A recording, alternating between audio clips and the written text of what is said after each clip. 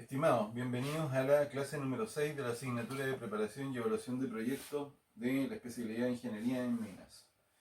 Bien, en esta oportunidad vamos a hablar de algo que me gusta a mí denominar el asunto del dinero, ¿ya? Y vamos a intentar entender por qué es importante hacernos cargo de esta situación. Nosotros nos encontramos con una curiosidad, ¿ya? Vamos a partir por hablar del valor del dinero.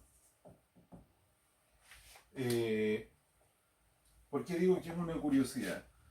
Porque existen un montón de factores, ¿ya?, que definen cuánto es lo que vale el dinero o la divisa de un país, ¿ya? A mí me gusta quedarme con una interpretación que es muy sencilla, ¿ya? Y cuando digo es sencilla es porque estoy simplificando demasiado, donde alguna vez escuché decir que esto era una suerte como de caja negra, ¿ya? Como ya me conocen, me gusta llevar las cosas a esta situación. Y decía de que el valor del peso chileno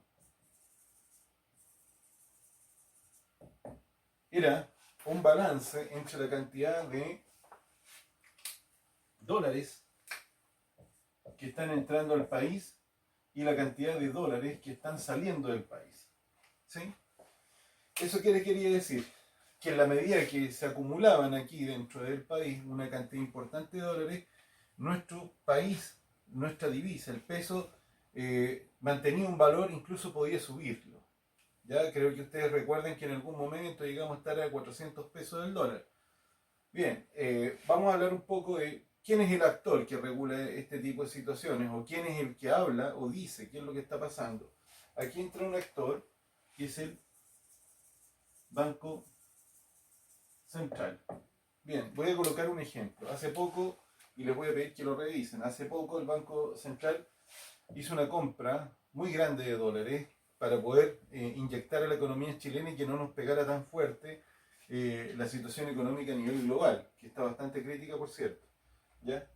Entonces, esta institución, que es independiente, es la que nos regula a nosotros la situación del peso, el valor del peso chileno.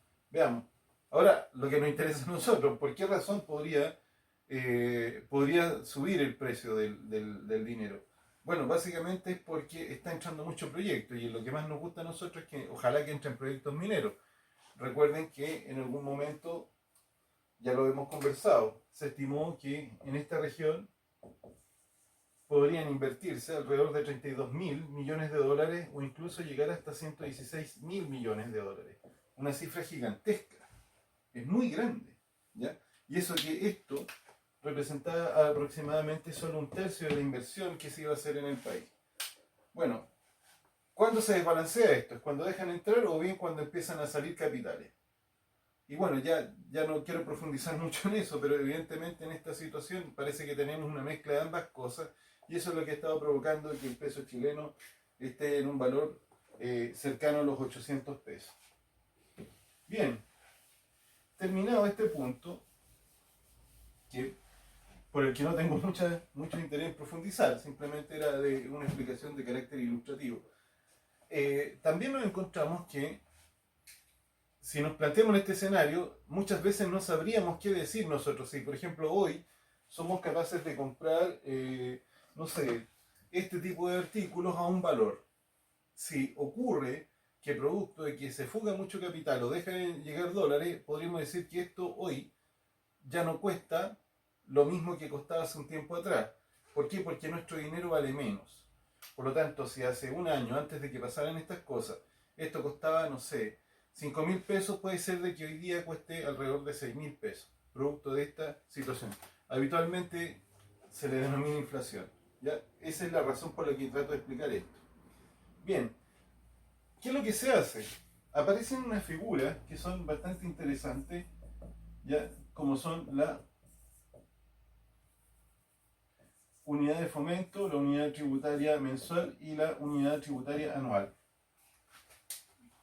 que son unos indicadores que nos permiten a nosotros tener una apreciación más realista de cuál es el precio de las cosas.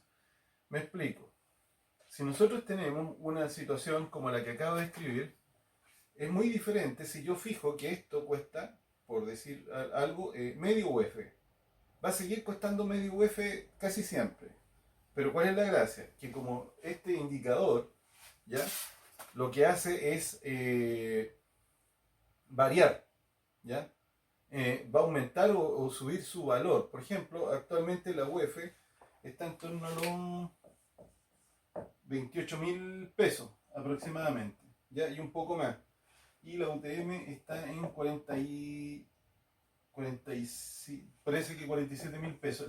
Esta no la recuerdo, ¿ya? ¿Qué es lo que ocurre?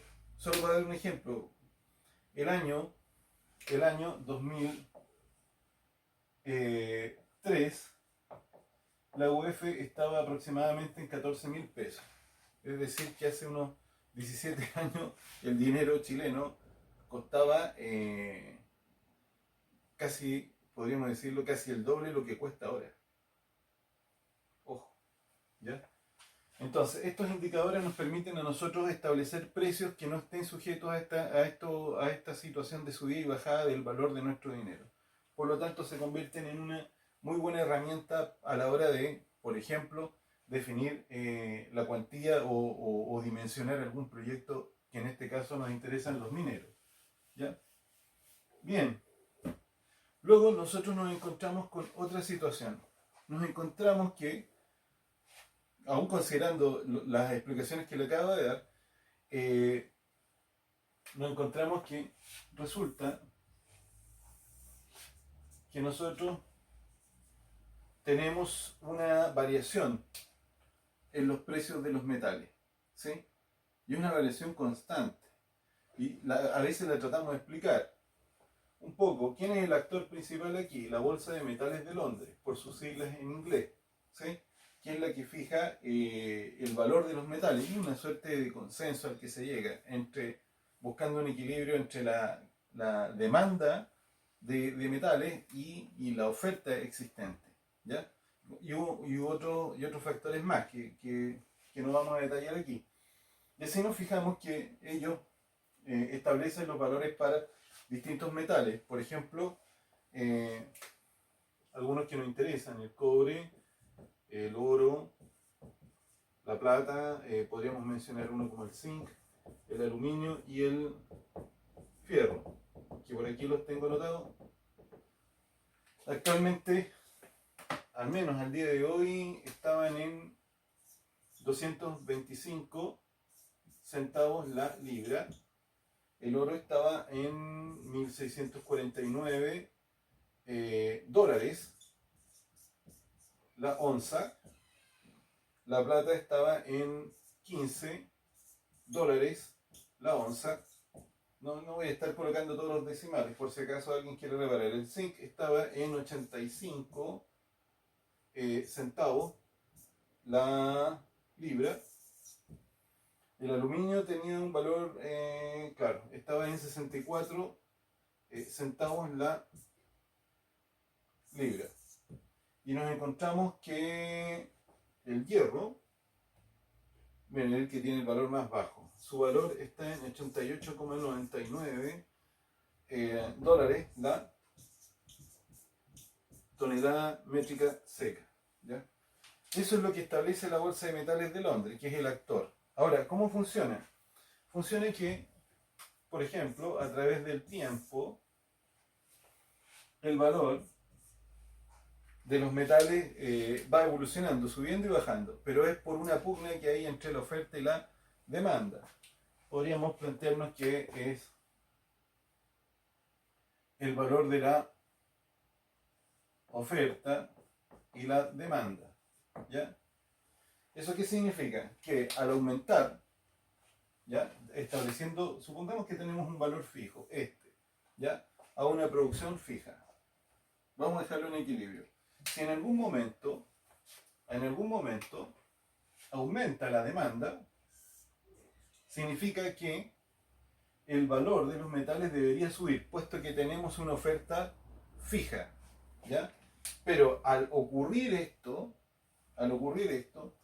resulta que lo más probable es que la producción también va a subir. Es decir, si la demanda sube, el precio va a subir, ¿ya?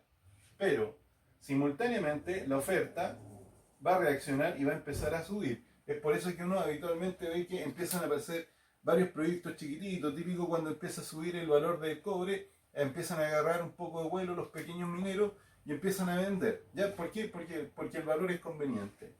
Bien, lo mismo pasa al revés. ¿Qué es lo que pasa? Que al aumentar esa oferta, podríamos decir que se llega a alguna suerte como de equilibrio. Pero vamos a asumir de que ese es el nuevo precio. ¿Ya? Quedó en un pic. Pero probablemente la velocidad de la oferta va a superar quizás a la demanda. Entonces, ¿qué es lo que va a pasar con el valor? El valor va a empezar a bajar nuevamente. ¿Por qué? Porque hay más oferta que la demanda que hay. Ejemplo de aumento de la demanda, cuando China empezó a desarrollarse y a empezar a invertir en nuevas ciudades, empezó a consumir mucho metal y mucha materia prima. ¿Y eso qué es lo que significó? Significó un fuerte impulso a la economía de países como Chile, que vendemos materias primas. ¿Ya? Entonces, ¿qué es lo que tenemos? Esos son los pequeños impulsos. También puede ser, oye, producto de guerras a veces se requieren de algunos metales. ¿Ya? Ni hablar qué es lo que pasa con el hierro, cuando existen algún tipo de conflicto o cuando algún país está teniendo un crecimiento muy acelerado, como el caso que acabo de dar. Y no es el único, ¿sí? hay varios también. ¿Ya? Podríamos tener eso. También pueden pasar otras situaciones. Ha habido momentos en que la oferta ha bajado producto de crisis sociales en algunos países. ¿Ya? Entonces de repente se han cerrado algunas empresas mineras, entonces empieza a bajar la oferta, siendo que no había ningún aumento de la demanda, pero al bajar empieza a percibirse como escaso el metal. Y eso hace que el precio suba. Bien, esto es lo que tengo hoy día para hablar acerca del asunto del dinero. ¿Por qué es importante? Porque a la hora de nosotros elaborar un proyecto minero, ya sea los de largo aliento o como estos que son pequeños, necesitamos entender qué es lo que le está pasando al valor del dinero. ¿Por qué? Por cuestiones muy sencillas. ¿Sí? Puede ser por los costos que tengamos asociados, o bien si es que estamos pensando en la venta. En cualquiera de los dos casos nos interesa saber cómo evoluciona el valor del dinero y cómo evoluciona el valor de el precio de nuestros productos. Hay un montón de factores más que los vamos a discutir en la sesión de Teams. Así que los espero en la siguiente sesión para poder conversar acerca de esto.